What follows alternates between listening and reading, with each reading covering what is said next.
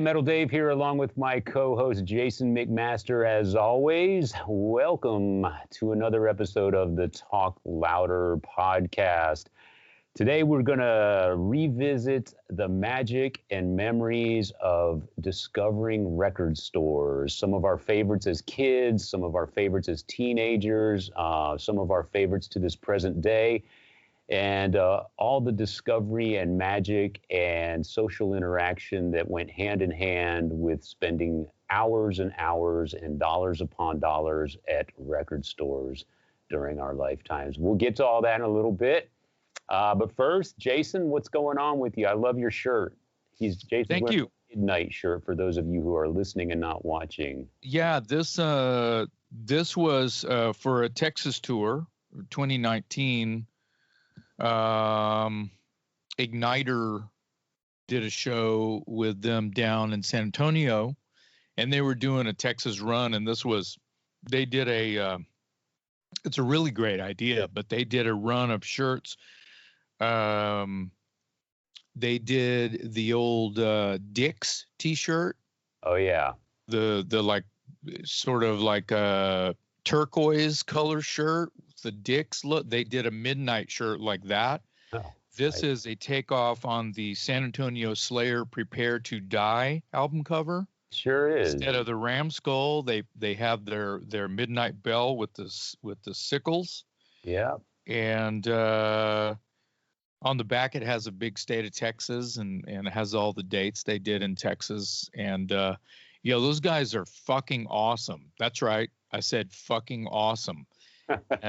For those of you who don't know Midnight, who've been asleep, they've been around for 20 years or more, or something like that. And, a couple of the guys, they've had lineup changes. Yeah. But they are like, for just throwing a description out there, imagine Venom and Motorhead in a blender. But probably, as good as Mickey D is on drums, because Venom, they're back in, the good Venom, they were terrible musicians. And that's part of the charm. I've said on Talk Louder before, they were pretty terrible, but they wrote all these kick-ass fun songs. So the theme of Venom is what I really fell in love with. And I feel like Venom, when they learned how to play their instruments better, I didn't like them as much. So imagine Midnight, great music, great players on the Motorhead side, like in the Mickey D caliber, right? Phil Campbell, Mickey D days. They wear hoods, bullet belts, leather jackets, all the time. You can't see their faces. Even the drummer wearing a hood for, 90 minutes. And they're a pure energy, completely raw. And yes, you got to check it out whenever you can. The records are fun. They're even more fun live. So, that can be my intro. I'm also listening to Foghat, a lot of Foghat. Wow. I love Foghat. And we've talked about Foghat live on our episode about live albums. Yes, we did. How underrated that is. Yeah. What about you, Dave? What's going on with you? I was made available to me was the upcoming brand new Street Walking Cheetahs record. I got that. Yeah, Frank sent that to me too. I haven't pressed play on it yet. Yeah, so it comes out March 19th. It's their first album, I think, in about 15 years. And I gave it a couple listens actually, and it's great, man. I mean, they're all over the place musically. There's some stuff on there that is like the best Cheap Trick power pop type stuff. And then they've got, what they're known for, I guess, is sort of that pummeling, almost ferocious, borderline Motorhead kind of style. And then there's just a lot of in between, just straight up rock and roll. There's some songs with like some synthesizers that kind of has like a bit of a new wavy sort of feel. So it's kind of all over the place, but it's all really well done. And it's, I've only listened to it twice. It's called One More Drink, and it comes out March 19th on Deadbeat Records. And it's great to see him back and putting out a great record. So it's cool that they're sticking it out there as in song style, and what they love and what they like and their influences. They're wearing it on their sleeve, right? They're kind of just said, we're not gonna be what people have labeled us to be. We're gonna be whatever we want to be. And if today it's power pop and tomorrow it's new wave and next week it's Motorhead, so be it. We're gonna cram them all together and make this record, and it still makes a pretty cohesive listen. So again, I've only heard it 2 times, but I look forward to listening to it again. And awesome. Glad to see him back. Little side note for our listeners, the front man of that band is Frank Meyer, and his brother, Brecken Meyer, is a Hollywood actor that you may have seen in, he was in Clueless, and he was in Garfield the movie, and I think he's a voice on King of the Hill or something like that. So Frank's brother is a bit of a Hollywood actor who's got some credits on his resume that you guys may have heard of. So anyway, Streetwalking Cheetah's first album in 15 years. Glad to see him back.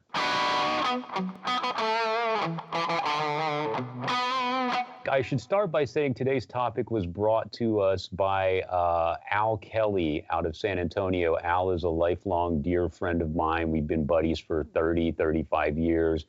Al has played in a number of fairly well-known San Antonio thrash bands over the years, and he texted me and said he loves the podcast. He watches every episode. We thank him for that. And he said you should probably maybe think about doing a show about record stores and all the time that we've all spent there, because it is a common experience.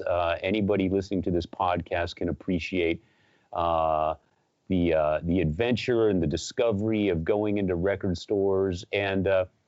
And actually, back in the day, they were sort of our social hub before we had the internet. It's where you went to meet your buddies who were in bands. It's where you went to flyer your gigs. It's where you went to pick up your zines. It's where you buy your concert tickets. Buy concert tickets, bump into your friends. It was more than just buying albums. So that's kind of the topic today, and wanted to give a shout to Al, because he was standing right next to me numerous times when we were checking out record stores in San Antonio, and I'll touch on some of those in a bit.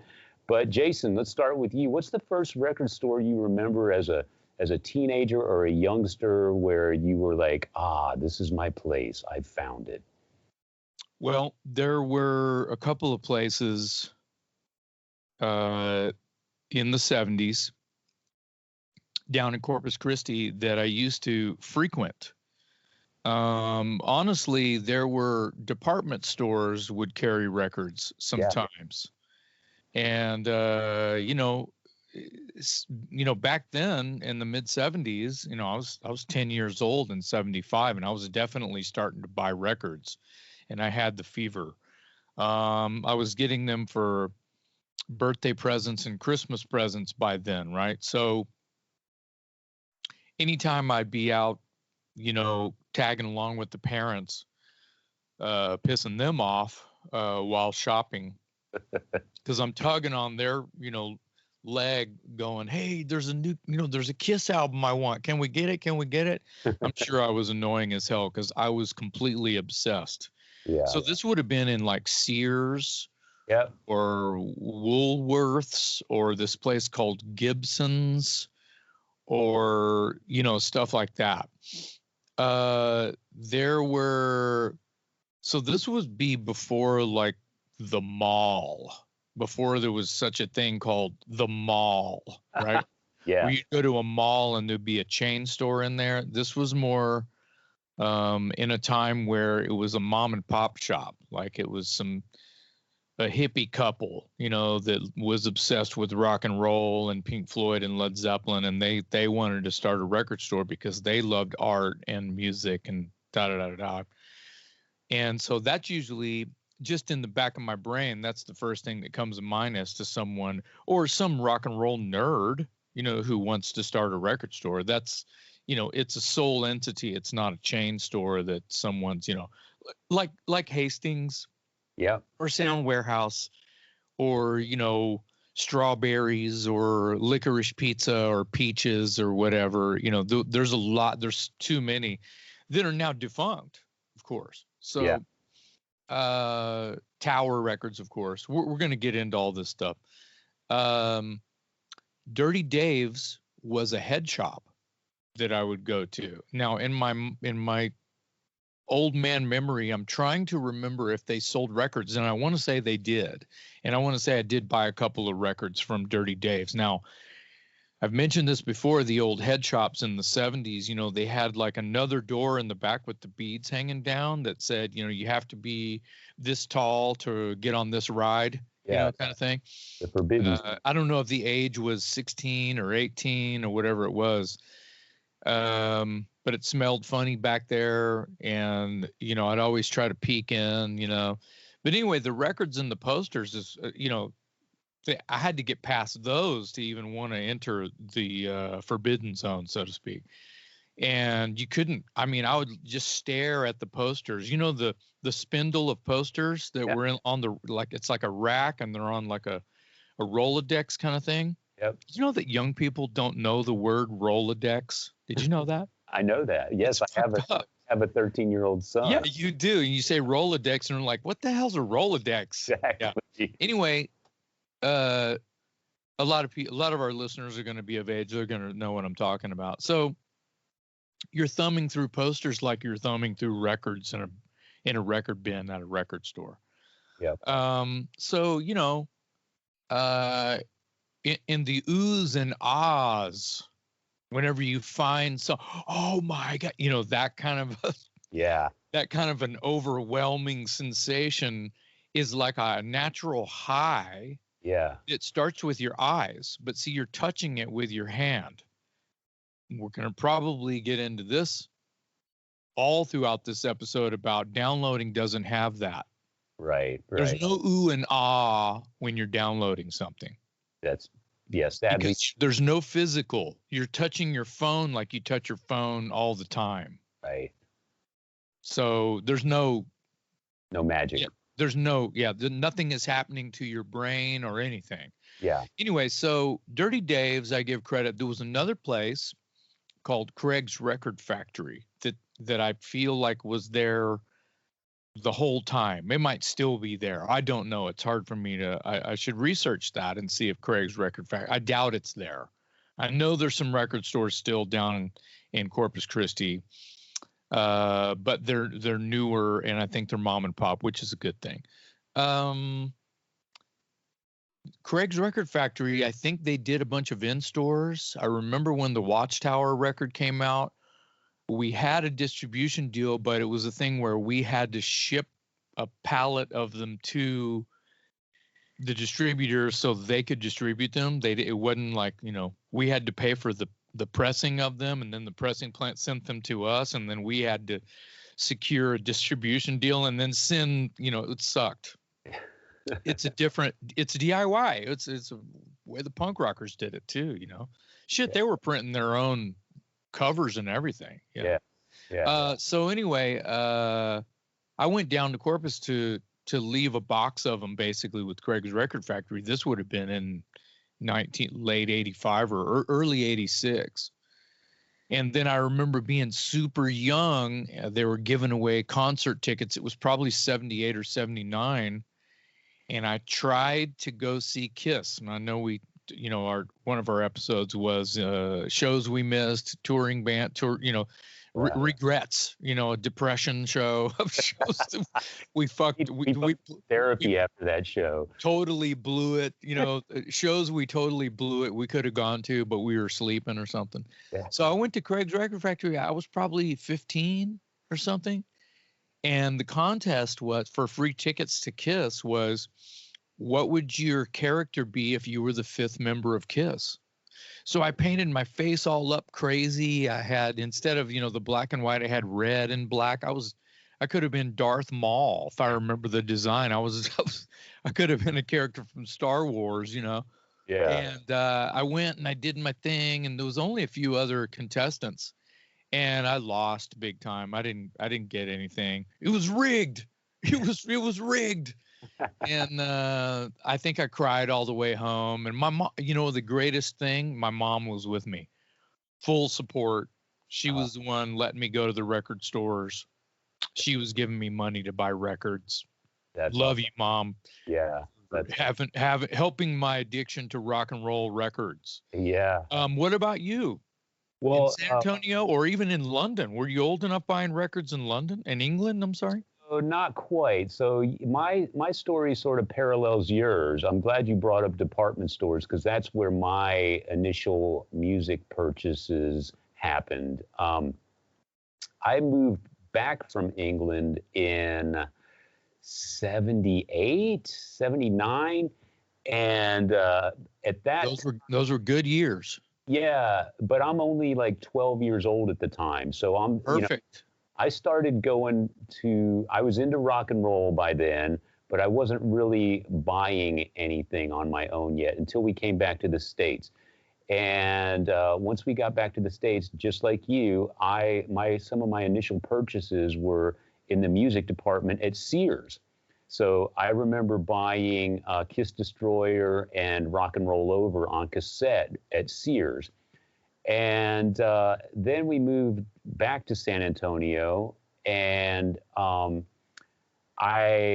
this is a few years later. I'm now a teenager. I've got a driver's license. I can take Dad's car and go to the mall and hang out like you did when you were a teenager, right? And my routine used to be go to Windsor Park Mall in San Antonio, park the car, walk in the door, and immediately to your right was Luca's Pizza, and they had the best pizza. And I would buy a slice, and then you kind of started looking for your buddies, and and then I'd make a pass through the arcade that was across the hall. But my ultimate destination was Hastings Records in Windsor Park Mall. And that's kind of where I remember feeling like, oh, this is my destination. This is where I'm going to spend my time. This is everything I want, And I want to say Harlan Glenn worked there because I remember seeing him. And I think he was the manager. And Harlan Glenn, elaborate on who Harlan is. Yeah, Harlan, for those who don't know, was the singer in a San Antonio metal band called Juggernaut. And they were a big deal in San Antonio, and they were signed. And to me, he was a rock star. I'm 16 years old, and I have the record at home, and there's this guy in the store, and he's got the big hair and the Venom shirt, and I'm like, wow. Well, let the legend be known right now that they were on Metal Blade. Yeah, they were on the label that, when you're in a record store, you're just looking for stuff on Metal Blade, and you'll buy anything on Metal Blade. Right. At a certain point. Right. Which is why I thought, he was godlike to me. I just remember seeing, okay, Harlan Glenn is here. All the records I want are here. There's T-shirts for sale. It's at the mall, so I'm cruising with my buddies and, doing what you do when you hang out at the mall as a kid. And there was a record store immediately directly above. Hastings was on the lower level, and on the second level, there was another record store. And for the life of me, I cannot remember the name of it, but it was another chain. And I keep wanting to say Sam Goody, but I know it wasn't Sam Goody. But it didn't have the vibe. You know how that's part of what we're talking about today with today's episode is those record stores that aren't generic and sterile. They have a vibe and a personality. And Hastings had more of a vibe and a personality and better selection. So that was the first one I remember going to and just kind of being in awe of the place because it had all the great metal imports and vinyl and T-shirts, and Harlan Glenn was there. I'm like, speaking of Harlan, I'm glad you brought him up one more time. Those of you who are watching can see I'm holding up these reissues, Metal Blade reissues of Juggernaut, Baptism Under Fire. They reissued these just a couple of years ago, and here's another one, Trouble Within.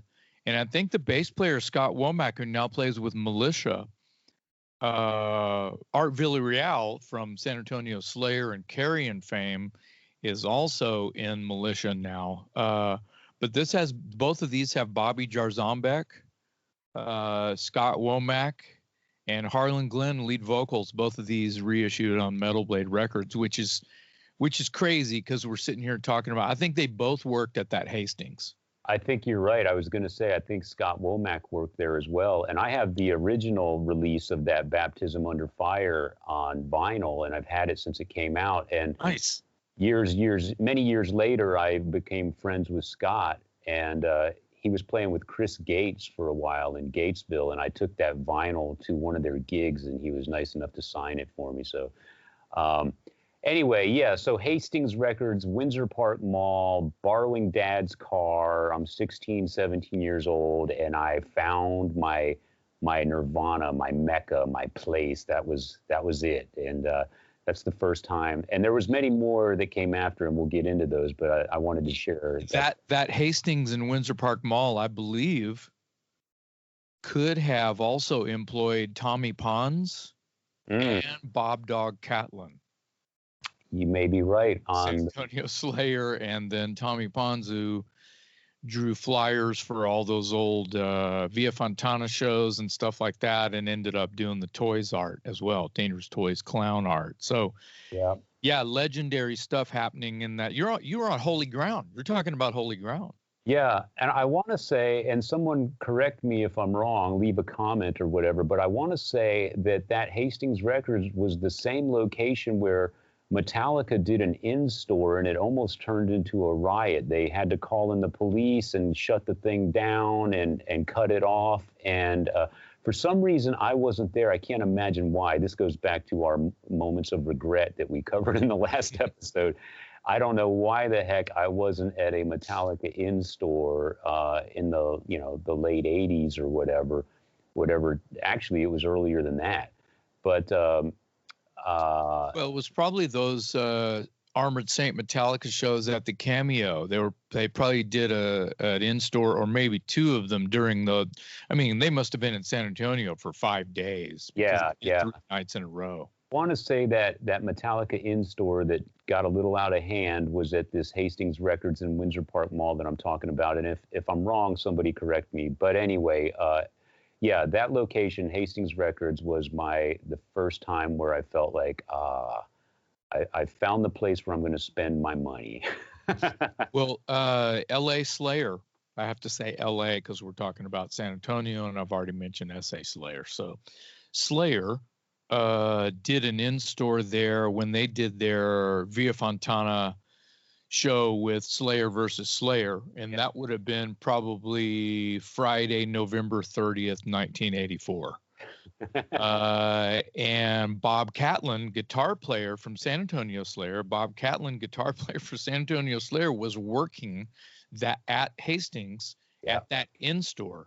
I've heard this story. And he's saying, he's there hanging out with them, and they're getting along great. And one of the guys in there, it might have been Jeff Hanneman, says something to Bob, like, because they're, I think they're drinking beers and just hanging out, right? Yeah. And he's like, Jeff Hanneman says something to Bob, like, so there's another band called Slayer on the bill tonight. You know anything about them? He goes, oh yeah, they kick ass. Yeah. They kick ass. And he's like, oh yeah. And he goes, well, are they cool? He's like, hell yeah, we're cool. What do you mean we're cool? He goes, I'm in the band. He's like, well, damn, you're cool. So yeah, y'all must be cool. So the Slayer versus Slayer was not like a battle of the Slayers at all. It was this like happy day. Yeah, they ended up being friendly with each other purely by accident because they crossed paths in the middle of the day unknowingly, right? Such a legendary moment happening, and the stories you would have to get them from the horse's mouth, which would probably, a good story would be from Bob Catlin. Yeah, out that day. So so after Hastings Records, I graduated, I guess you could say, to Hogwild Records. Of course you did. All hail Hogwild. All hail Hogwild. Downtown. in downtown San Antonio on North Main Street, across the street from San Antonio College. Let us pray. That is where, that's where Al, my buddy Al, who suggested this topic, he and I would make a day of going to Hogwild Records. So I'd go pick him up. We'd drive downtown, maybe grab a bite to eat, and of course spend 2 hours or so in the store. So the whole ordeal, and then we'd bring the records back to his place and listen to them. So this whole adventure could turn into a 6-7 hour thing, you know. And I fell in love with Hogwild Records because Hastings, you know, while it had its vibe and because of the people that worked there and sort of the scene around it and the times, Hogwild, though, was the first record store I walked into where it wasn't a chain. It was like, it was an independent record store, and the imports and the metal section was just unbelievable. I mean, I remember seeing import Iron Maiden picture discs and stuff like that. And it was also, again, it was sort of a hub for where you went to find out what bands are playing in town that week, because there was a stack of flyers at the front door, a stack of zines at the front door, a stack of demo tapes that you could take if you wanted. It was just kind of where you went to hang out, buy records, and also find out what was going on with the rock and roll scene, or the metal scene, especially in San Antonio during that time. And it was just like a great destination, you know? And Al was the type of guy, we would go there and Al would buy, so let's say Al bought 5 albums. 2 of them he was already aware of what they were, but he was the guy that would buy 3 others just because the band name was cool or the artwork was cool. He was the risk taker. And that's what I meant by anything on Metal Blade. Yeah. For an album cover, you're looking for a title, you're looking for a certain song that might have been on a compilation that you heard that someone made on a cassette or something. You were at a party and heard this one song. What was that band called? And you go find their album. Oh, I've heard this song before. The rest of this better be good, you know. Yeah. Risk taker. I like that. Yeah, he was always the risk taker. I was more, you know, cautious with my money. I'd walk in, and if I bought 5 things, 4 of them I was pretty confident that I was getting something I wanted, and maybe I'd roll the dice on one because it had a cool cover or the band name sounded cool or whatever. But because of those trips to Hogwild with Al, he was the one he was a full-on metalhead. He was all about Creator and Megadeth and Voivod and all this stuff. But because he was adventurous in his, you know, shopping, that's how we discovered. He was the first guy that bought a Jane's Addiction record. He was the first guy that bought, and I'm talking about the live EP. It wasn't even the major label proper full-length release at that time. Same thing with that. Could have been the early independent release before they had a big record deal or whatever. It was. I could see the cover. Perry Farrell's on the cover. It almost looks like a painting of Perry. But so because of Al, I discovered through Hogwild Records, Jane's Addiction, the first Alice in Chains EP. We discovered Screeching Weasel, and that was a funny story because Al's band was opening for Screeching Weasel at this club called the DMZ in San Antonio, and it was a dump, man. It was on the scary part of town, and it was real dicey, and they didn't sell beer, so I was always their roadie, I guess. So his band, we pull in, we load in, they play. We're like, who's the headliner? Screeching Weasel. That sounds horrible. We're out of here. Plus, this place has no beer, so we split, right? So a couple weeks later, we're in Hogwild Records, and we find the first Screeching Weasel record. And of course, Hogwild had the turntables where you could listen on headphones before you bought the record. So Al comes over to me and he goes, dude, I found that Screeching Weasel band that we were supposed to open for the other night. He's like, dude, you're going to kick yourself that we left that gig. It's awesome. And I was like, really? And he's like, dude, go check it out. It's on the turntable. I go over there, I put on the headphones. Al's standing right next to me, and he's just watching me as I go, oh, my God, dude. Because we were big Ramones fans, and Screeching Weasel is basically a Ramones ripoff type band. And we were like, oh, my God, we have to buy this record. And I can't believe we missed our chance to see these guys. And And then years later, I interviewed Ben Weasel, the front man for Screeching Weasel, and he said they never got to play that night anyway because half their gear was stolen or didn't show up to the venue on time, and the metal bands wouldn't loan them any of theirs. So, oh my God. anyway, it was one of those, again, a destination where me and Al would spend hours and many afternoons. And again, part of the experience was flipping through the flyers at the front door and all the zines and, checking out whoever else was shopping, because whoever else is shopping is probably in a local band. So you start, talking, and it was just social networking before you had the internet. And we had a lot of that at Hogwild Records in San Antonio. It's still there. North Main Street, downtown San Antonio.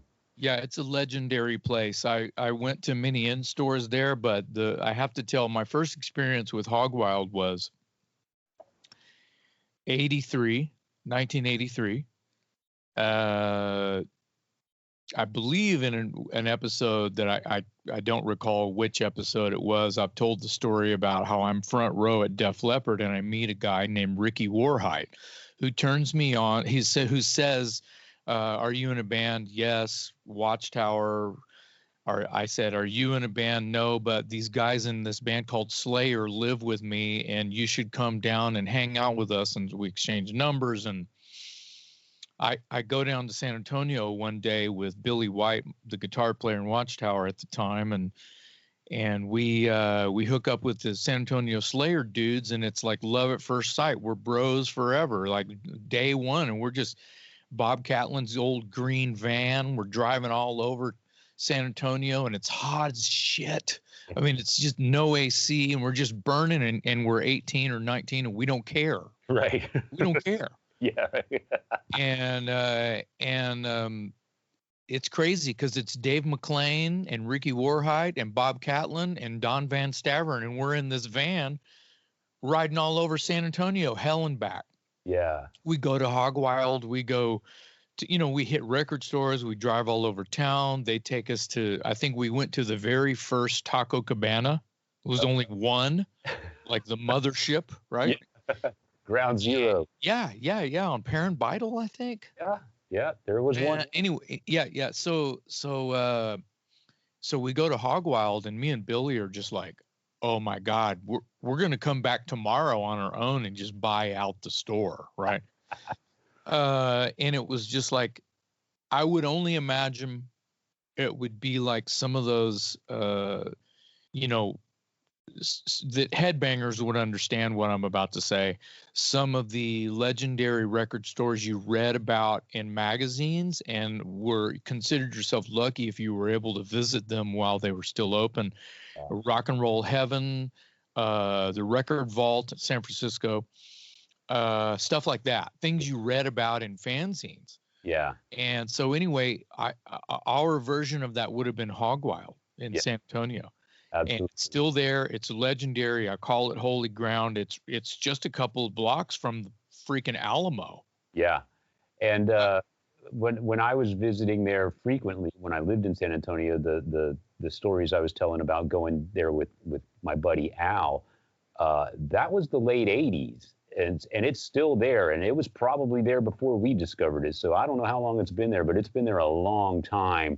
And well, Dave Risher is the guy, and he started that, I'm going to say, in the late 70s, because if I'm there as early as 83 and they're just popping with anything, because I was a full-on metalhead. So they had, this is when Merciful Fate and Queensryche only had one EP out. Yeah.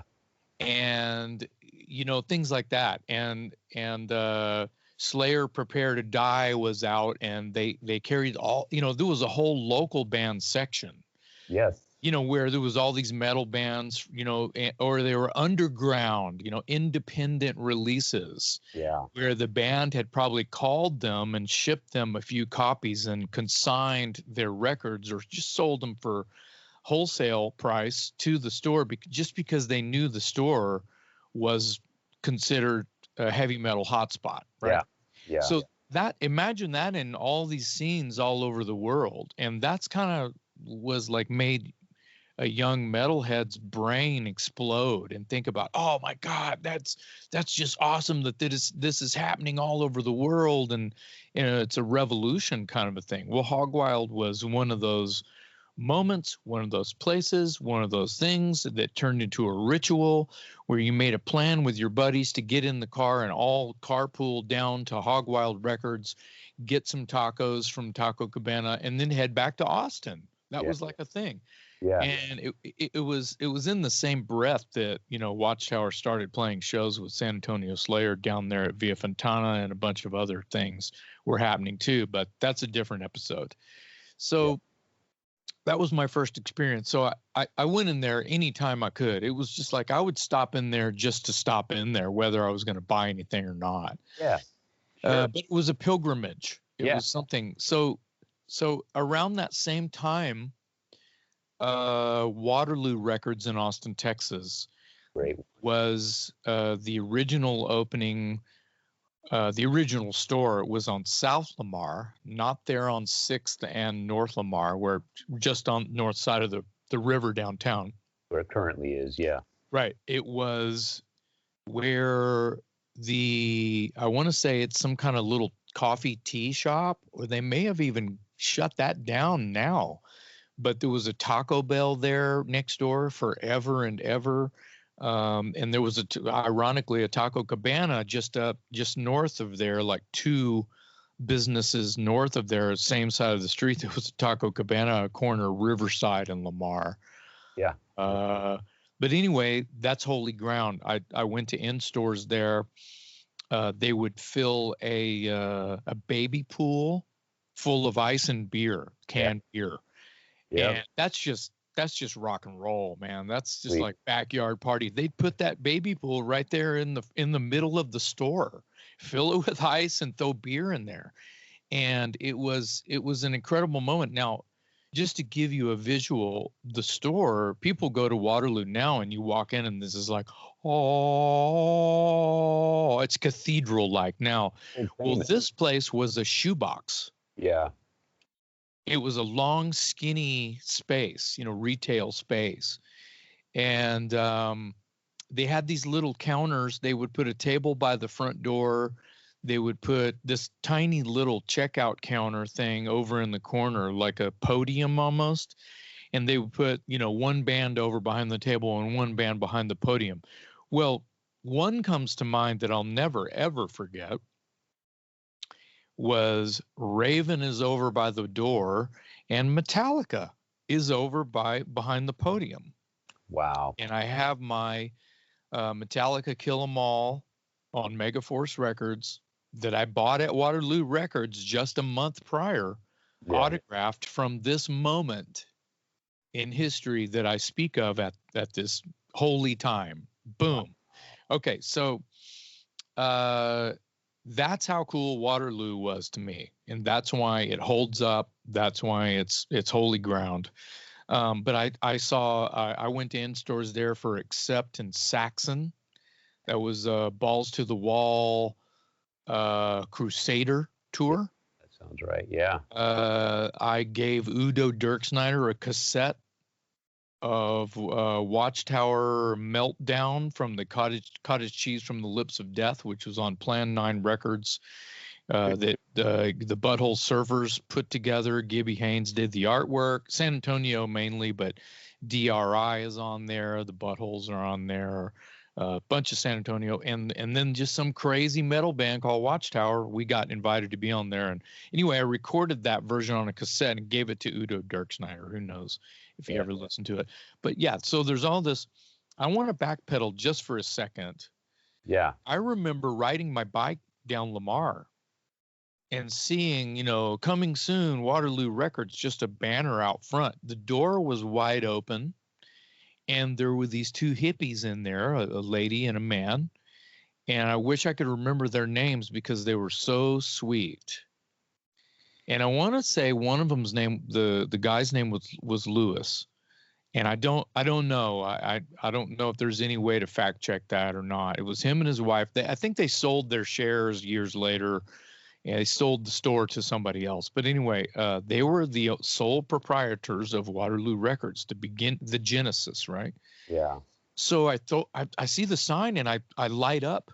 I throw my bike down in the little grassy knoll there. Dude, I could have been driving by that time. It just makes more sense, like a scene from Better Off Dead or something. $2. I want my $2. Anyway, I throw down. I jump in the door and I'm like, hey, can I come in and check it out? They weren't even open yet, Dave. Oh, wow. And they were like, oh my God, hell yeah, come on in. Dude, there are boxes of records all over the place. There's stacks of records just like spread out like a card deck, a deck of cards all over the place. And they're like, just watch your step. Sorry it's such a mess. Da da da da. Come in, man, hang out. Dude, I was so excited. Yeah. There's nothing on the walls yet, kind of thing, right? When you think about a record store. They asked me, they said, what do you listen to? What's your name? Where are you from? Where do you live? Da da da da da. What do you like? They wrote down every new wave of British heavy metal band I could think of that would have been an import. Yeah. They wrote it down. The next time I went in there, day one probably, who knows, the week they opened, they remembered me. They remembered my name. I went through all the records. They had a heavy metal section. I went over there. They had ordered everything I said, Angel Witch, Motorhead, Iron Maiden, anything, everything that I said, Raven, whatever. They said they had it all. Yeah. And I was like, I'm telling all my friends to come buy their records here. Yeah. I guarantee you they will. The word on the street is going to be Waterloo has your favorite records. Yeah. And of course they love me because I told them that. Yeah. And I was always, you know what? Here you go. It was another place for me to hang my band flyers. Right. Because back to what that's the reason we're talking about this, right? Yeah. It's family hub. It was a ritual. It was a thing. The smell of the place is the reason you went back there. Yeah. All of that kind of stuff. Yeah. So it was, to just tie it in with Metallica Raven show, which would have been Wednesday, August 24th, 1983. At 3 p.m. Yeah. I went to the in-store I went to that day, right? Anyway, so about a month prior, Kill 'Em All comes out. I already had a stack of Raven records, Right. And I was already a fan of Raven. But when I heard that they were coming to town and there was this band Metallica opening for them, it was only a few weeks after I had walked into Waterloo, and they stopped me as soon as I hit the door. They're like, oh my God, hey, come over here.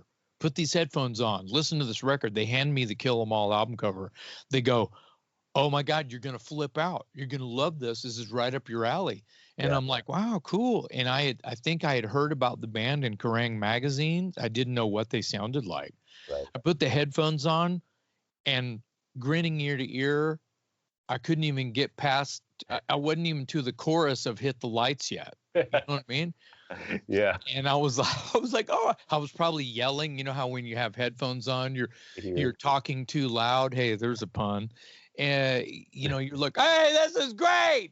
Like, dude, you're yelling. You're right. That kind of thing. I was probably peeing myself, right? Right. Anyway, so that's one more reason that Hogwild is a genesis, holy ground, and a legend around here in Austin, Texas, for not just heavy metal, but for music. You're talking about Waterloo. Waterloo. Yes. So I'm glad you brought up Waterloo, because obviously I have them on my list, and I continue. I'm probably there once a month now that my son is into collecting vinyl. But I remember when I moved to Austin in 1995, and I discovered Waterloo Records, and it was another one of those places where I was thinking to myself, oh my God, this place has everything. And if they don't have it, they can get it, And just the selection was incredible. And to this day, there's a reason they've been in business as long as they have. They're just an incredible selection. They do, the in stores are cool. I saw Iggy Pop do an in store at Waterloo Records during South by Southwest a handful of years ago now. I, I'm just gonna I'm just gonna spitball and say maybe it was 10 years ago now. I don't remember. It was fairly recent, relatively recent, I should say. But Iggy Pop was doing an in-store at Waterloo Records during South by Southwest. So of course you can imagine the line to get into Waterloo Records is literally down the street and around the block. And as far as the eye can see, there's people lined up and there's no way they're all getting in. Can I interrupt and say the visual? Sometimes they have a stage in the parking lot. Is that what it was? Or this was like inside on the tiny little bandstand? Yes. Holy moly. Yes, exactly. That's the beauty of this whole scenario, is because Iggy Pop, is just an absolute tornado on stage, and you put him on a little tiny stage inside of a record store and all hell's about to break loose. And like I said, the line, it's during South by Southwest, so the whole world is in Austin, Texas, and everybody wants to see Iggy do an in-store performance, right?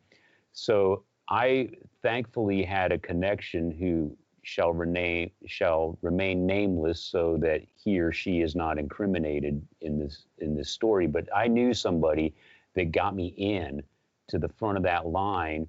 And so I got there. They only let 300 people into the store, something like that. And I was one of them. And my wife was with me, and a couple other. Frank from Sons of Hercules was in there, of course. Well, hold on a second. 300 people in a record store, in a retail space? Possibly, yeah. Maybe it was 150. I don't remember. It was tight, and they were literally lined up in the aisles. Every square foot of floor space was occupied. So there's no social distancing at all. No, no way. This is way pre-pandemic. But just like you said, Waterloo Records, they're known for their in stores because they have kegs of beer and it's free. So you get in, the line's pretty long, but you fill up your cup of beer and you sit there and you wait for Iggy Pop to come in and just destroy the place. And so he shows up, he takes the stage, and he's Iggy Pop. So he's shirtless, he's a tornado, he's all over the record bins, running around on top of the cash register. He actually goes out the door to all the people that are still in line that can't get in. He's out there in the parking lot singing in their faces, giving them a piece of the action, It was awesome. And to be able to say that you were there was pretty incredible. Unfortunately, he was promoting a new album, and he only played like 3 or 4 songs, and they were all off the new album. So we didn't get any classic. And by the way, it wasn't Iggy Pop, it was the Stooges. So it's got the classic, the surviving members of the band on that tiny little stage that you're familiar with, not the outdoor stage that they sometimes have. This is inside the store. And it was like being in a pressure cooker. It was awesome. But Waterloo Records is world famous, and for good reason. They just have a great selection. They know how to throw an in-store. If they don't have it, they'll get it for you. Their used section is incredible. Oh, the used section is kick-ass. Yeah, their used section. They have a dollar bin that you have to look through, or it's a sin for you to walk by the dollar bin because there's usually one fucking thing in there that you need. Yep, I've mentioned this in a previous episode of Talk Louder, but in that 99-cent bin, I found Jet Boy's second album, and it's on vinyl, and it's in perfectly good shape. They just didn't, it was Jet Boy. Somebody was just trying to get rid of it, and I was like, oh my God, I'll take it. Of course.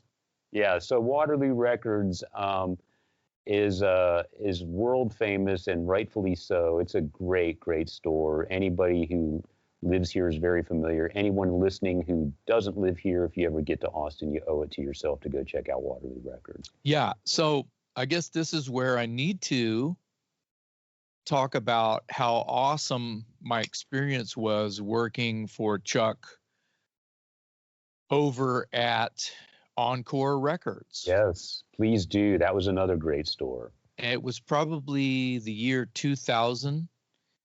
that I was hired to work at Encore Records, and I believe it was actually the second location of Encore. They used to be. I don't remember the original location, and I think they actually even went under a different name, like CD City or something like that. I like that, CD City. Yeah, Like seedy. I like that. Anyway, it's a good song title. that is. So Encore was, Chuck's this really cool old school guy that is from Lubbock and has a big story. Guy should write a book. I think that he's had some friends and family members that hung out with Buddy Holly.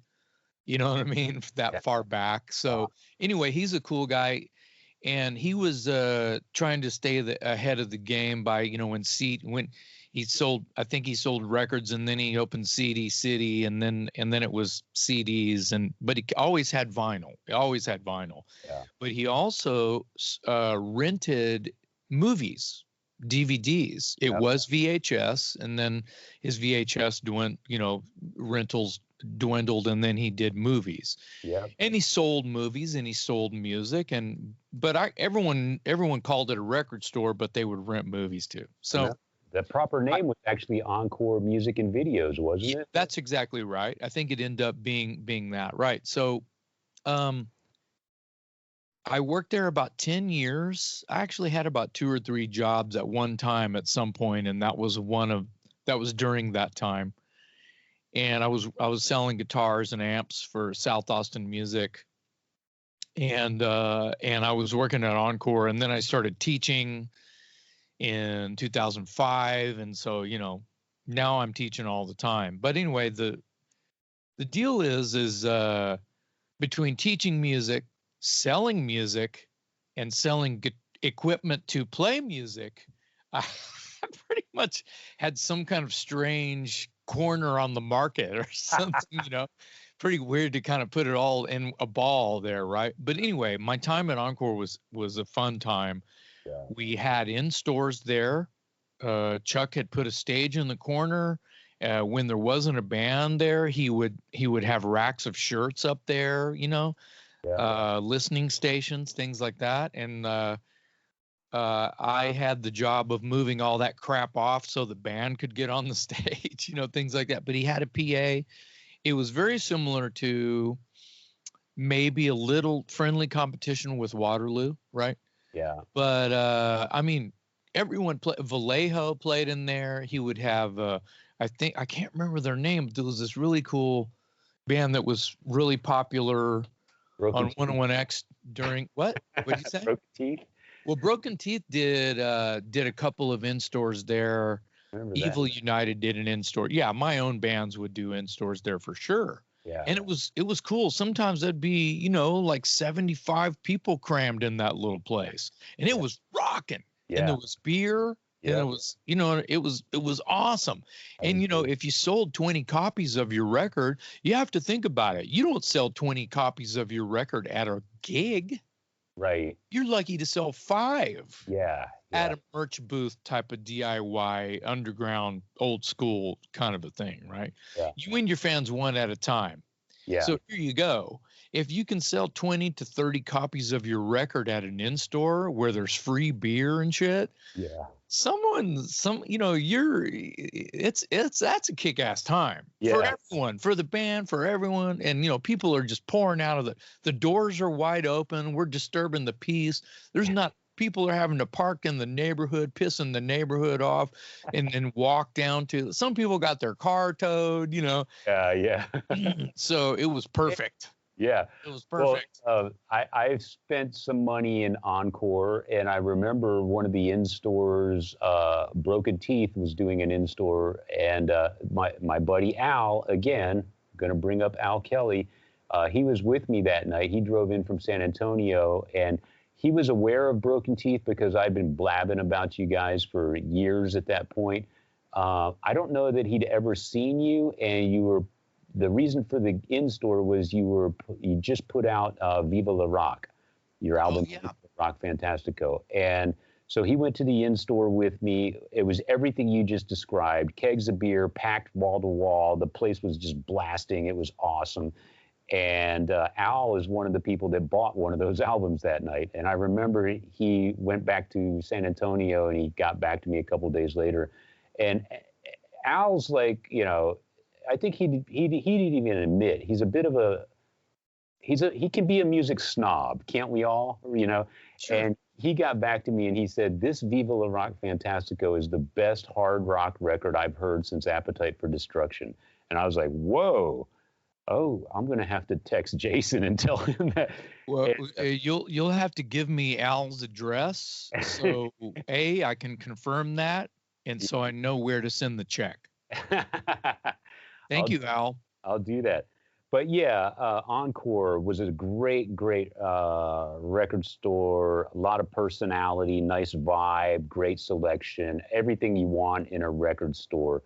I want to go back to Waterloo for just a second because there was because Waterloo is so famous, it attracts celebrities and rock stars and, you know, whatever. If someone's in town visiting and they're into music, chances are they're going to spend some time at Waterloo Records. A buddy of mine who works there just posted a photo on Facebook the other day. Billy Gibbons popped in, you know, from ZZ Top, and he's just shopping because that's, you know, he's a music guy and he's in town, right? So my wife worked at the hair salon that's right around the corner from Waterloo Records, and this is about 2000, 2001. And so I was there all the time because I was either picking her up or dropping her off at work, or I was meeting her and we were going out for dinner or whatever. So I was always in that little shopping center where Waterloo Records is. So one day I parked the car, I'm walking past the window of Waterloo on my way to my wife's place of business.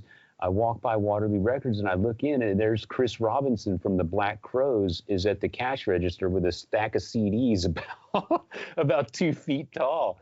And I'm looking through the window and I'm like, wow, that's Chris Robinson. And my car was just, you know, a few feet away. So I'm like, I'm going to go back to my car and get a scrap of paper and see if he'll, you know, sign it for me. I got to say hello to this guy. So I get the piece of paper. I'm walking back to the salon and he's walking out of Waterloo Records right as I passed the door. So we kind of conveniently bumped into each other. And I said, "Hey, man." And he goes, "Hey." And I was like, "I saw you inside. Would you mind signing an autograph for me?" He's like, "No, not at all." And he looks at me. And this is back, you know, my hair's charged up. And this is, you know, back, I went through an eyeliner phase. So I'm wearing eyeliner and I've got my hair all charged up. And he looks at me with the pen and paper. He looks me right in the face and he goes, "Yeah, sure. Who should I make this out to? Johnny Thunders?" Nice.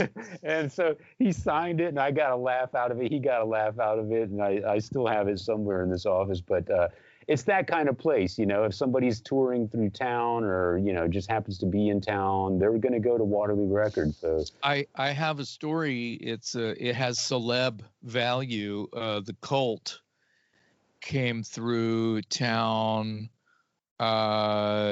It would have been right when the Toys finished a leg of their tour, Sonic Temple, and they came through to play on a second leg, and they had Tora Tora opening in our place. Right. And me and a friend, I had hooked up with Ian Asbury from the Cult. You know, we were chummy for a while, and he says, "Yeah, man, I want to go to a record store. There's some stuff I need to pick up." And I'm like, "All right, well, I'll meet you at the venue. Like, you know, here's the time, here's the place. We'll pick you up. We all we have is a pickup, so it's going to be kind of tight." And he's like, "I don't care. I'll ride in the back." Yeah, you told me this. Yeah, I've told you about this, huh? Yeah. So we go get Ian Asbury. So we're riding from like the Irwin Center or whatever. I think it was the Irwin Center, and we're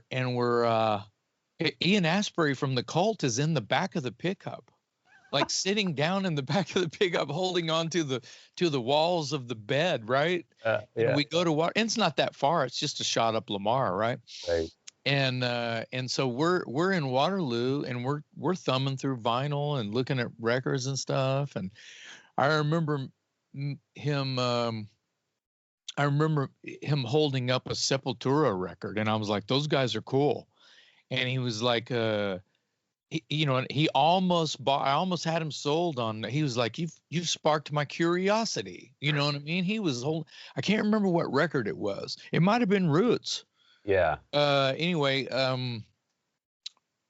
that's there you go. Yeah. So, yeah. Great.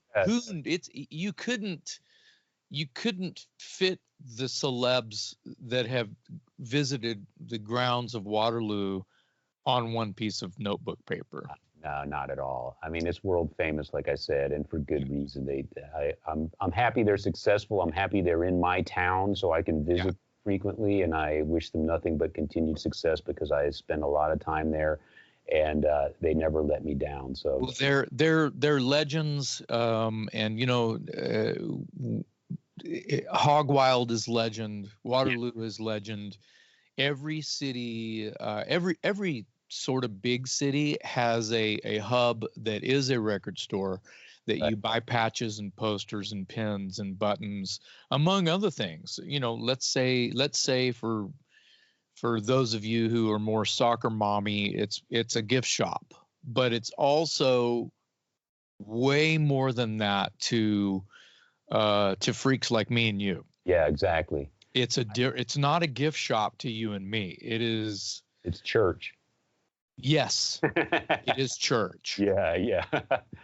I got to mention, I can't talk about record stores in the city of Austin without bringing up Sound Exchange. When I moved here in 1995, I wasn't even living here yet. I came to town to interview for a job. Not correcting you, it used to be called, just for the record, Record Exchange. Okay, so that's before my time. There was, are you talking about, just so we're clear again, are you talking about a store that was down on the Drag? Yes. UT campus? Yes. Okay. Exactly. And tourists will know it because for many years, it had that famous Daniel Johnston painting on the side. That's right. Of the that was the location. Yeah. I want to say this, up on like 23rd or something. I'm probably wrong about the street number. There was another store inside of an old house called Inner Sanctum. Oh yes, I remember which is infamous at this point. It was so small, but it was very much in the vibe of like an Empire Records, like the movie, or even the early Waterloo. It was very similar to that, but it reminded me of like when I was really, really young down in Corpus, Dirty Dave's. It was darker. It was, like I said, it was in an old house. A little dingy. A lot of old wood and stuff, and a lot of collectible things. Really cool, really cool. So it's definitely worth the mention. Yeah. And I know a lot of old schoolers are going to know Inner Sanctum and go, "Oh yeah, I spent hours and I spent years in there." Some people are going to say. I'm glad you brought that one up because I've been in that record store numerous times myself. It's long. Record Exchange used to have the ultimate metal section. Yeah, so let me get back to that. So it's 1995. I'm not yet living in Austin, but I'm in town interviewing for a job. And so I'm spending the night with a buddy of mine and sleeping on his couch. And the whole purpose for me being here is to go do this job interview and maybe hang out with my buddy for an extra day or so or whatever. So he knows I'm a total music freak, and he's like, "Dude, you got to go to this place, Sound Exchange. I'll take you there. I think you're going to love it." And so I go there, and I was like, "Oh my God." Now, so let me put this in perspective. So I had left San Antonio and bye-bye Hogwild Records, right? So I'm now at the time I was living in Galveston, which, you know, is of course this little island off the coast of Texas, and they don't have great record stores. They don't have. But Houston had the equivalent. Yeah, wouldn't know the name of it right now, but Houston had an equivalent. The Dallas Fort Worth area, Arlington, all those little places. There was Bill's Records and Tapes. There was a bunch. Yeah. Oh my God, we could do a second episode. You realize I'm looking at the clock. The one you're thinking of in Houston was Cactus Records. And okay. I have them written down here. I was going to bring them up too. But so anyway, I'm in Austin interviewing for a job, sleeping on my buddy's couch. He tells me I need to go check out this place, Sound Exchange. He drives me over there. I walk in and I'm like, oh my God, it's like Hogwild Records.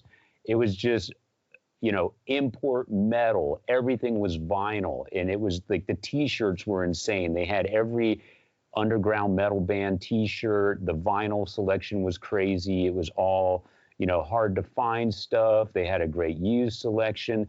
The store had all that personality. Again, right by the front doors, stacks of flyers for local gigs and, you know, demo tapes and fanzines and all this stuff that, you know, this DIY stuff is all piled up at the door. I was like, this is great. So I'm loving the store, right? And as I'm in there, these people walk in and there's about 4 or 5 of them. And they are the strangest looking people I've ever seen. And I'm like, what is up with these people? And I couldn't even tell if they were guys or girls because they were like wearing like torn up dresses and combat boots, and they had their hair in pigtails, and they had like this real smeared up makeup on their face and everything. They just looked like a Left 4 Dead baby doll corpse or something. This sounds like it's like Welcome to Austin, Dave. Exactly. You're from San Antonio, so you know. So here's my point. I'm sitting there looking at these people, and I'm going, what is going on here? And I'm thinking to myself, okay, well, I know Austin has a reputation for being weird. So I'm thinking they're just some locals, you know? Yeah. You know, just 5 minutes ago, I'm thinking, I found my place. This is my new city. I want to get this job. I want to live in Austin. I want to shop at this record store. I have arrived. This is everything. And then I see these freaks and I'm like, wow, I might be too straight for this town. Yeah. Well, I find out through the grapevine a couple days later, it was an unknown Marilyn Manson that was in the store. Wow. So yeah. They were in town to do that famous, infamous, I guess, gig at the back room. They weren't famous yet. They were in town to do a gig at the back room. They weren't famous. I didn't recognize, and you know me, if anybody's got any. What year was this? What year? It's 95. Okay, right. Yeah. I think I was at that gig. I know Dave Castillo from San Antonio. He filmed that show. I have some of that on film. I have a photo that our dearly departed friend Greg Maston took at that show. Okay. And you know, so I found out a couple days later that it was Marilyn Manson in that record store. And I don't know if they were shopping or getting ready to set up for an in-store appearance or whatever, but I remember being in the store thinking, oh, this is awesome. And then they showed up and I was like, oh, maybe I'm not weird enough for this city. Well, then I found out they were some out-of-towners and it was the Marilyn Manson band and they just weren't famous yet. But well, there was plenty of people dressing like that in Austin around that time. Exactly, which was sort of my, you know, thinking. I'm like, okay, this is just this is a free-spirited city and people fly their freak flag high, man. So and you're also down on the drag. Exactly. So yeah, so that's where a lot of freaky things would happen. So yeah, but Sound Exchange was an awesome record store. I mean, I spent a lot of time there and a lot of money there, and I was to see it go. And you know, people that are listening to this podcast elsewhere, somewhere besides Austin, might be aware of it because it had that famous Daniel Johnston painting on the side with the frog that said "Hi, how are you?" or whatever. Right. But, yeah. So they would have bands play in there. As a matter of fact, my brother Randy was in a band called, and I think it was with Johnny Venom, John Miller, called Dragworm. Yep. I think Randy just posted some photos on Facebook the other day from them playing in Sound Exchange.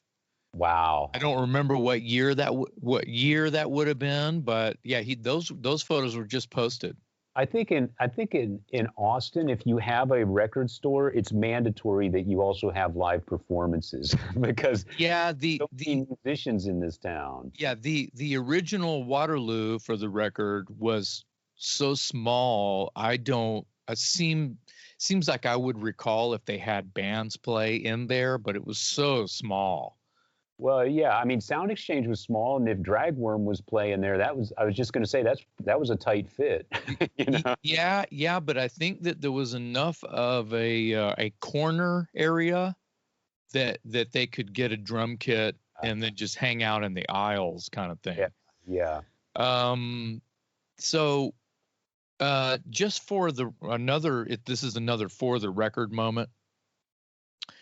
It's holy ground we're talking about with Inner Sanctum and Record Exchange, and then later changing the name to Sound Exchange because of the influx of compact disc sales in the digital age. Yeah. Not long after that, Tower Records moved in, right there, just a block away on the drag. The drag is what Austinites call Guadalupe Street, which runs right up the middle of UT campus, University of Texas. So there's dorms everywhere. There's pizza parlors everywhere. There's little coffee shops. There's restaurants. It's a strip. It's like a drag, right? MLK. It's just north of downtown. Da da da da da. So just to give a visual, what I'm getting at is Raoul's, the infamous punk rock club that Ramones in the 70s. Yeah. Everyone went through there and played. There was a whole, before I moved to Austin in mid to late 70s, I hope I'm right about that, there was this flux of early punk rock bands and the scene and everything. Like Chris Gates could tell you about it. Chris Gates would have been in the Big Boys, right. And they played Raoul's. Yep. There was a band called the Huns that played there all the time. I bet Alejandro Escovedo could tell you stories all day long. Yeah. I bet bands like the Plimsolls played there. Yeah. So there you go. There's a visual. There's a time frame of how cool. Because I'm talking as early as 83, 82, 83, and you're talking about a 90s vibe, and it's still intact at that point. Yeah. All of this is intact. Now, of course, Raoul's went away in the early 80s. I recall it being torn down and turned into something else, like a Starbucks or a Bonanza, who knows? Yeah. But holy ground nonetheless. Yeah. Right there around Dean Keaton, where Hole in the Wall is and all that. Yep. So famous downtown, just north of downtown, UT campus area, record stores and punk rock bars galore. Yeah. I want to go back to, sort of the social aspect of record stores. And another thing I remember when I was in San Antonio, Sound Warehouse was a chain, but they were also one of those places that had a great selection, and they did awesome in-stores. Like there was a couple locations in San Antonio when I lived there. And I remember going to in-stores. I met Alice Cooper at Sound Warehouse. I met Motorhead, Twisted Sister. It was just like, and in-stores were such a cool aspect of record stores. And this is before the whole paid meet and greet. So if you were willing to stand in line, you could get your album signed and maybe get a photo with these people or whatever. And I remember that was a real communal kind of, dude, Motorhead's going to be at Sound Warehouse. I'll meet you in the parking lot. All right. Or do you need a ride? Let's go meet Twisted Sister or whatever, And Sound Warehouse had great in-stores. I wanted to throw that in there because I remember going to a number of them. And to this day, I still have some of the autographed stuff that I got from those. Nice. And it you know, can you imagine a Motorhead or a Twisted Sister doing a free in-store today? It's maybe, but probably unlikely. You know, it was just kind of commonplace back then. Yeah, you're right. I'm not tooting my own horn here, but I've done a lot of in-stores with my bands. I'd be out on the road where I don't know. It's my first time in this town. It could be Springfield. You know what I mean? I could be somewhere in, between Virginia and Vermont. Who knows? Yeah. And I'm in a Sound Warehouse, or I'm in a Hastings, or I'm in like a mom and pop shop or something like that. Yeah. And there will be 100 people, 200 people in line, and I'm signing everybody's shit. I'm signing a record. I'm signing a poster. I'm taking photos. So that's like hours, sometimes 3 hours. You're doing the in-store. I call it work. Yeah. But it's the right kind of work. Yeah. Because these people came to hang out with you. They bought your fucking record. Right. This is church. This is fellowship. Yeah. This is a ritual. Now, it doesn't matter. Take my band out of it. It's like what you're saying. Can you imagine Motorhead, Twisted Sister, da-da-da? Yes, I can, because it's real. And I mean, it's a giving. It's a giving. They're giving and you're giving, and it smiles and happy, and everyone's, they're buying your record. Yeah. Sometimes 2-3 copies of it to bring up to the table for you to sign. I just bought this. I have one at home, but I'm going to get these signed for my friends. See what I'm talking about? Yeah. That's real. That's exactly what we're talking about today. Right. The magic of record stores being sort of this ground zero meeting place for all the freaks and rockers and the people that you call your friends and your extended family. That was what you did back then, and it was magic, man. It was great.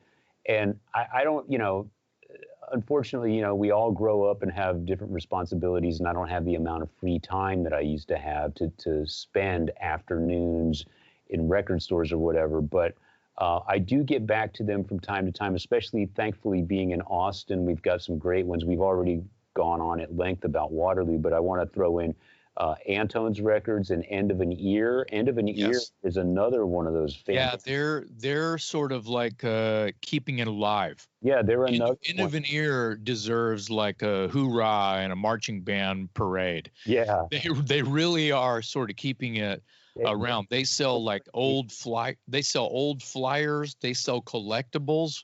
Yeah. This is the vibe of the record store. It's not an antique store. Don't look at it like that. It's rock and roll. So this is the lore. This is like a history lesson. Yeah. On top of, you can buy the new, insert your favorite band. Yeah. At End of an Ear. I think End of an Ear reminds me of Hogwild. It's kind of Austin's version of Hogwild Records. And fortunately, it's right by my house, so I get there pretty often as well. And Antone's is a great record store. The selection is a little different, but I love it. They've got a great used section.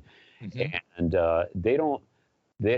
they don't specialize, I guess, in metal necessarily. You can find some stuff, but they're more of a rock and roll, kind of a blues type thing, as the name would suggest, I guess. Yeah. But you're definitely going to find something in there. If you go in there, you're going to walk out with an awful of stuff. Look out, you're going to fall in love. Yeah, exactly. You are. There's going to be something in there that you have to have. It's dangerous. Look out. Yeah. Maybe you ought to leave half your money in the car. Yeah. You know what I mean? Look out, because you have to think like that sometimes, because it's a wonderful place. But all of these places are. I want to mention, because we have listeners talk louder, worldwide now. So I don't know I've been to record stores overseas, and they have this same vibe that we're talking about. So this is a global fellowship that we're talking about. Patches, T-shirts, posters, records, CDs, sometimes old, even bootleg VHS. There's this place in Tokyo called Airs. Oh my God. You won't get out of there alive. You can't carry the shit you're going to want to buy. Yeah. So, yeah, incredible. So I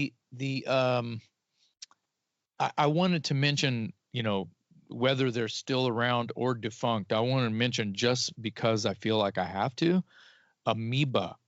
Oh, I'm glad you brought that up. Yes. Tower. Yes. I mean, it's, I could go on all day. I didn't go to Wikipedia and just look up record store chains or infamous mom and pop places. Right. This is something that we could talk about for days and totally talk about, wouldn't it have been cool to go to da da da da da? I was lucky enough to go to the Record Vault in San Francisco, where the first time Motorhead hit U.S. soil, that's where they went and did it in store.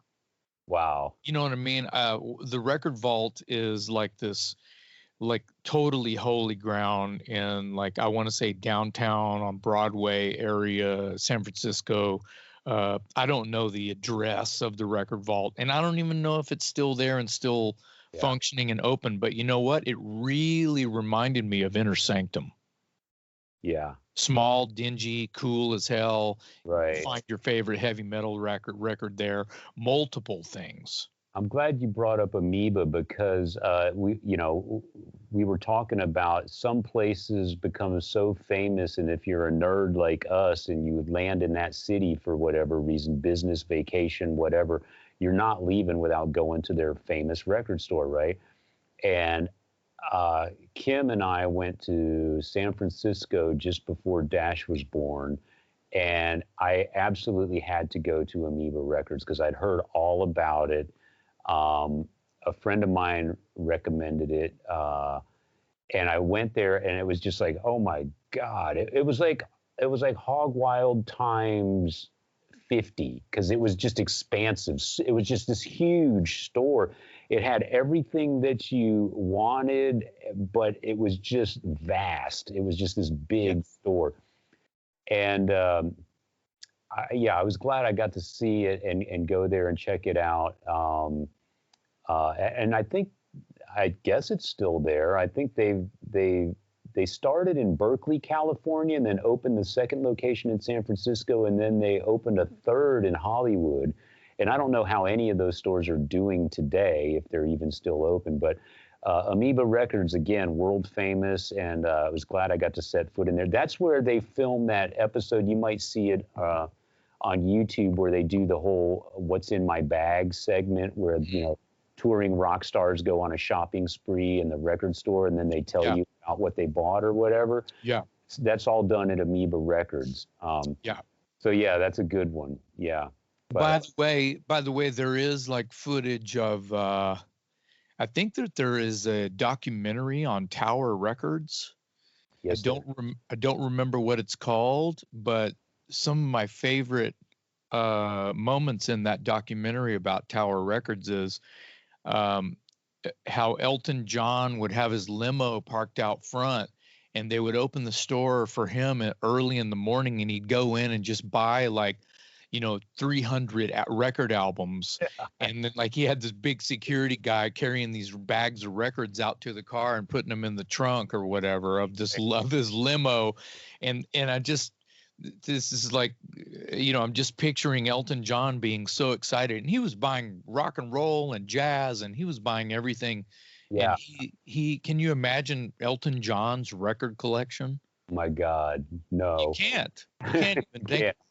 Yeah. Glad you brought up that Tower Records location in Hollywood on Sunset Boulevard, because I eventually got there, and I did spend some time there. It's another one of those things, just like Amoeba. I'm in California, I'm in LA, I have to go to the legendary Tower Records, right? Of course you do. And I'm in there, and I remember a couple years previous to my arriving there, I was doing a phone interview with Zakk Wylde. And I asked him where he was calling me from, because I don't know. He just rings my phone and it's Zach Wild. I don't know where he's calling from, right? So just out of curiosity, I asked him, where are you calling from? And he says, I'm on a payphone across the street from Tower Records in Hollywood. So when I finally go to Tower Records in Hollywood, I'm looking across the street and there's a payphone. And I'm like, I bet that's the payphone that Zach called me and we did that interview.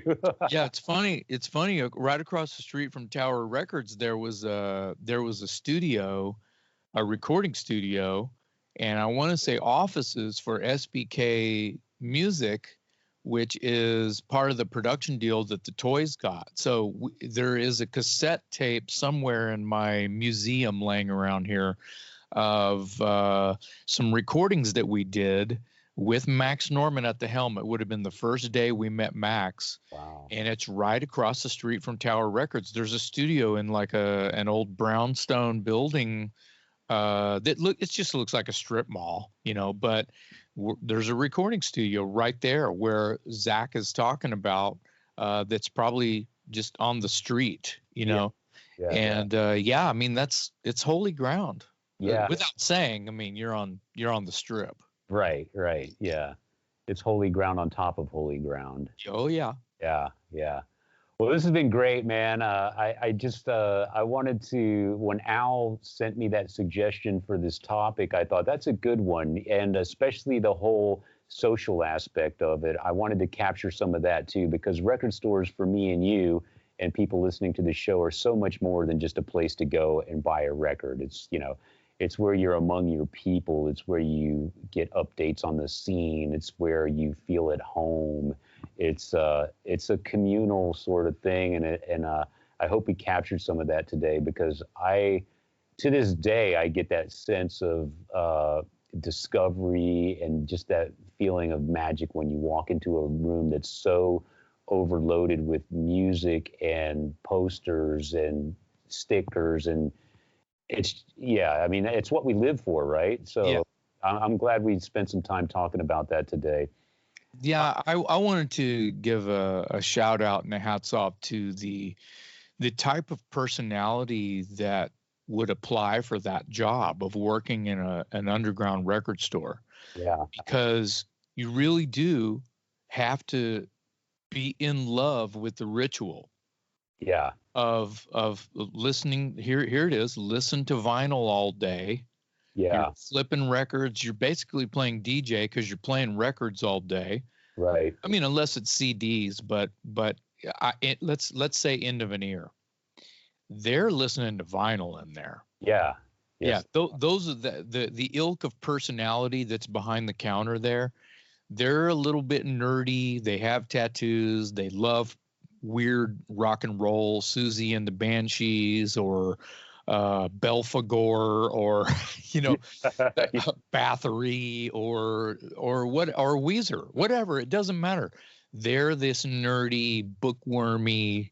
They probably are a jazz music fan, classical music fan, but they also like Cannibal Corpse. Right. They're flipping records all day while they're doing, they're restocking, doing returns. Checking people out when they come up, et cetera, all sweeping the floor, right. Putting tags on things, marking things up, marking things down. Yeah. And probably not making more than about $9 to $10 an hour. Right. That's a great point. It's not a job for robots. It's a job for people that are passionate about it and can tell you everything about every genre because they're so immersed in it that they're actually happy to have that job, because I don't want to speak for anybody, but you're right. There is the good ones, the good employees of those types of stores know the music inside out, and it's not a job where you just punch the register and ring up whatever. Most of those people can tell you everything you want to know, like you said, about Susie and the Banshees, or Mr. Bungle, or, Exciter, or Cannibal Corpse, or, Morbid Angel, or whatever. They know everything about it, all of that stuff. And that's kind of also what makes it the experience so cool, is you're working you're interacting with knowledgeable people. So if you walk in there and say, hey, I'm looking for something, it's by so-and-so, it's kind of, you might be a little uninformed, and that person will go, oh, you mean blah, blah, blah. I got it right over here, And then they'll go, oh, if you like that, you might like this, and it's like, Right. wow. And, because they're really into it. And that's, kind of goes back to what we've been saying all along is record stores, especially the independent ones, attract a certain personality. And those people are much like me and you and people listening to this podcast, where music is not just a product that you buy like groceries or whatever. It's something you're passionate about. It's something you study.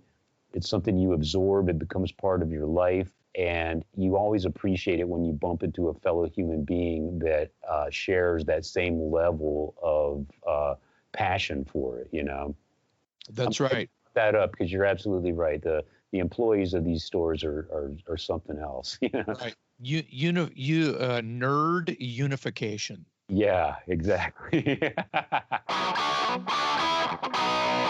Shot of rock and roll. Let's give it to you first, Jason. What do you got?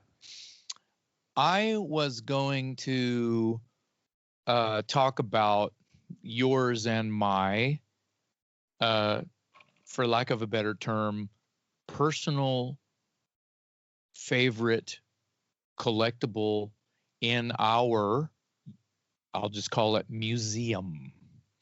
What is your, I mean, it's going to be hard to pick one because between the two of us, we would have a museum a mile long.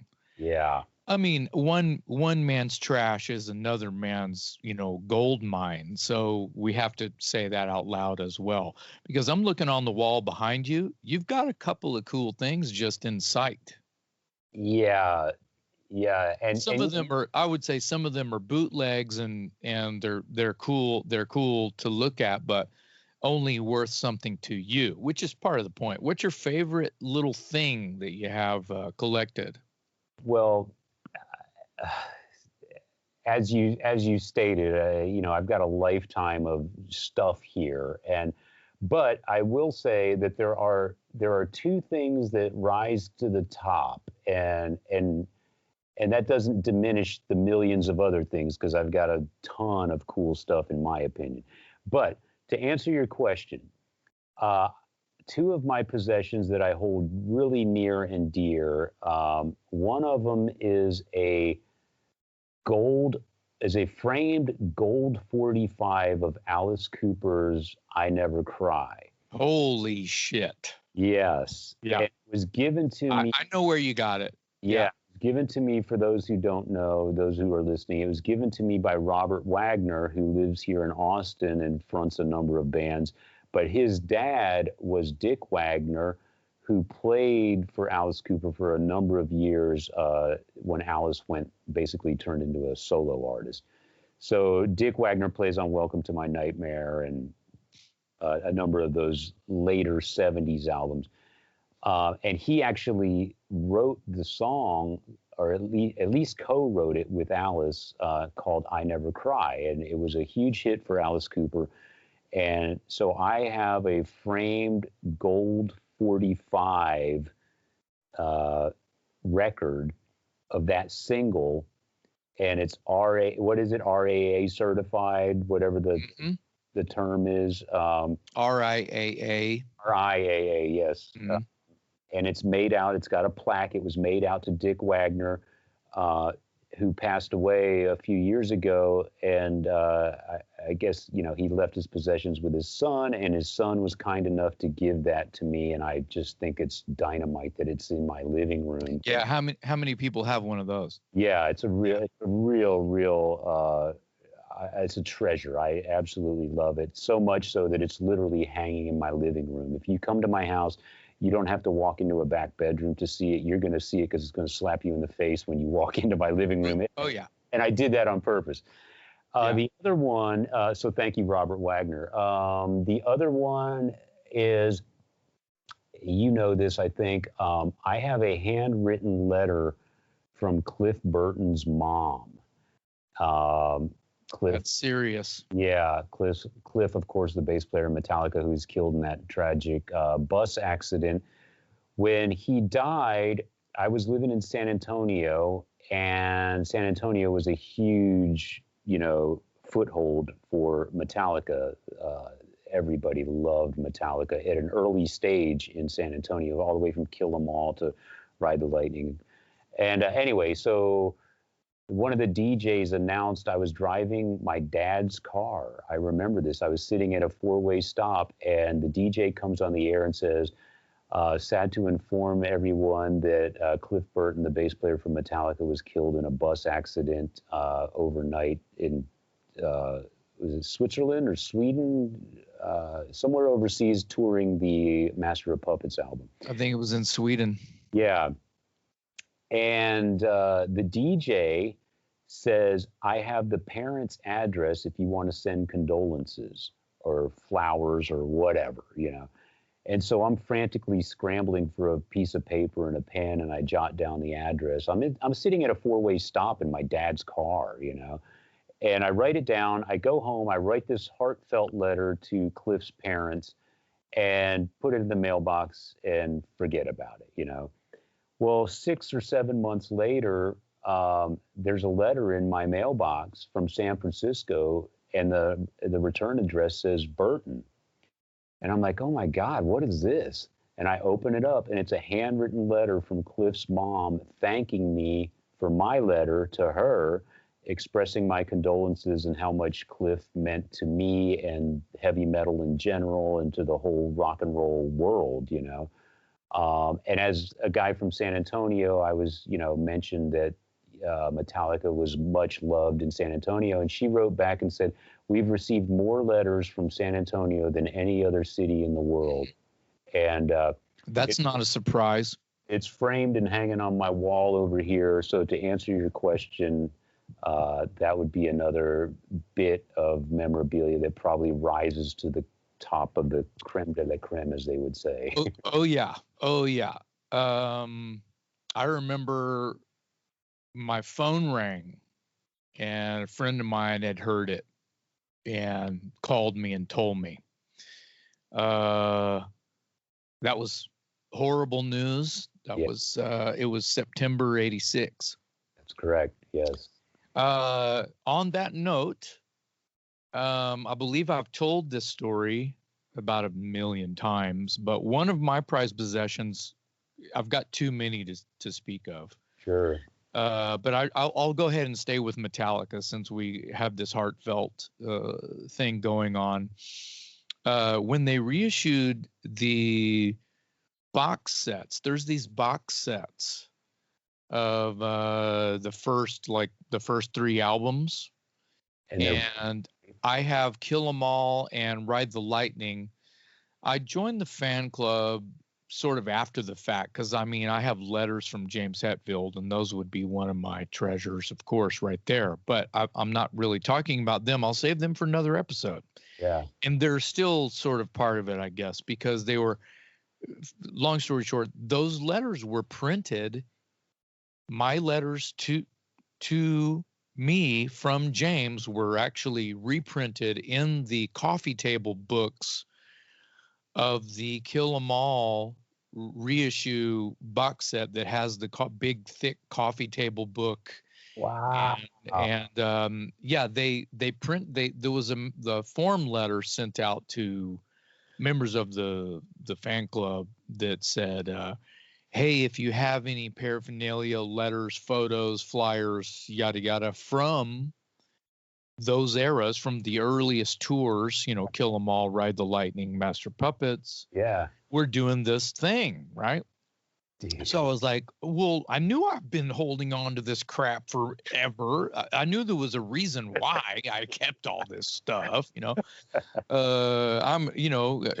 my mom used to say, Jason, you're a hoarder. It's like, if I was a hoarder, aren't you glad I'm a hoarder? Because anything that breaks around here, I fixed it with something I kept from something else. That's not a hoarder. You know what I mean? That's just smart keeping. Practical. That's right. And by the way, I'm not a hoarder. Dave, you've seen my house. I'm not a hoarder. So yeah, not either. Yeah. So my letters from James are reprinted in the Kill 'Em All, and flyers and things, photos and things are in the Ride the Lightning one. Awesome. And yeah, and the management sent me free copies of those, which is amazing because between the two of them, they're worth probably about $500 Wow. at this point. Yeah. This point, back then, I think they were about $80 or $100. Yeah. So, because they were numbered, I don't know how many they pressed, but yeah, that's probably one of, and I'm in both Kill 'Em All and Ride the Lightning of these box sets that, the boxes for them are probably 3 inches thick. Yeah.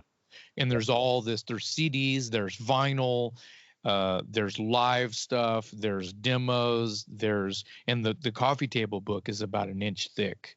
And I'm in the special thanks in both of those reissues. And thank God, and it's like one of maybe 15 to 18 names in the special thanks.